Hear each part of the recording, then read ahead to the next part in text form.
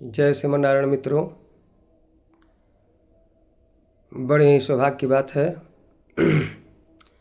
कि हम सभी भगवती जगदम्बा दुर्गा जी की इस नवरात्र महापर्व में आराधना उपासना कर रहे हैं।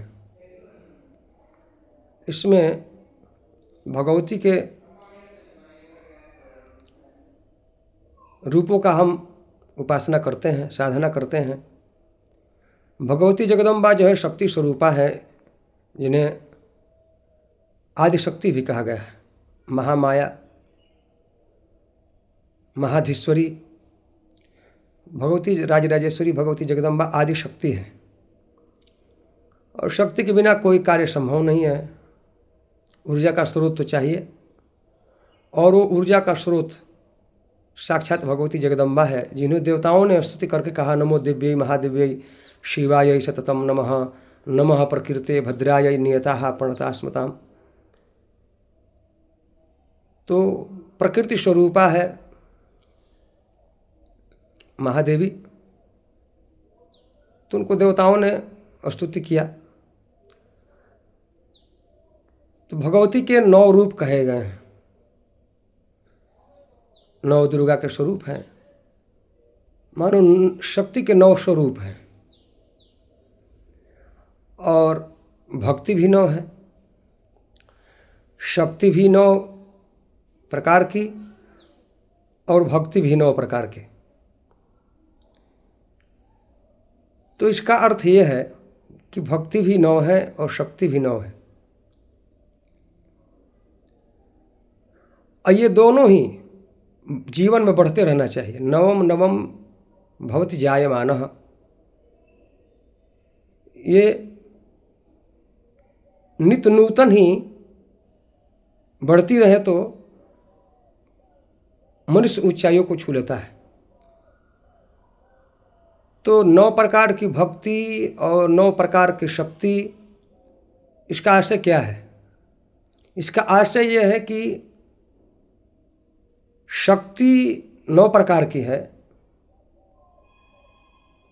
प्रथमम शैलपुत्री च, द्वितीयम ब्रह्मचारिणी इत्यादि, नवमम सिद्धिदात्री च, 9 दुर्गा प्रकृतिताः, 9 प्रकार की। और 9 प्रकार की भक्ति है श्रवणादिक 9 भक्ति दृढ़ाहि, श्रवणम कीर्तनम विष्णु स्मरणम पाद सेवनम अर्चनम वंदनम दास्यम सख्यमात्म निवेदनम, 9 प्रकार की भक्ति है। तो ये 9 प्रकार की जो शक्तियां हैं, इनकी साधना उपासना करते हैं तो साधक में उन शक्तियों का समावेश होता है और मनुष्य में उस शक्ति की वृद्धि होती है। लेकिन जब शक्ति आती है और मनुष्य के अंदर यदि भक्ति न हो तो शक्ति जो है उस व्यक्ति के विनाश का कारण बनती है। जैसे रावण आदि राक्षस गण हुए हैं, जिनके पास असीम शक्तियां थी, वे सब उपासना करके उन शक्तियों को वशीभूत कर लिया, लेकिन उन शक्तियों का दुरुपयोग किए। क्यों? क्योंकि उनके पास शक्ति तो थी लेकिन भक्ति नहीं थी, और शक्ति के अभाव में, भक्ति के अभाव में शक्ति जो है विनाशकारी होती है। इसलिए 9 शक्तियां हैं तो 9 प्रकार की भक्तियां भी हैं। तो 9 शक्ति शरीर में आए, अपने अंदर आए, प्रविष्ट हो, समाविष्ट हो, और भक्ति न हो, केवल शक्ति हो, तो मनुष्य के पतन का कारण बनती है। इसलिए क्योंकि शक्ति प्राप्त होने पर मनुष्य उदंड हो सकता है, उच्छृंखल हो सकता है, लेकिन भक्ति से युक्त मनुष्य तो अत्यंत ही विनम्र हो जाता है, सरल हो जाता है, उसमें अहंकार का लेश भी नहीं रहता। इसलिए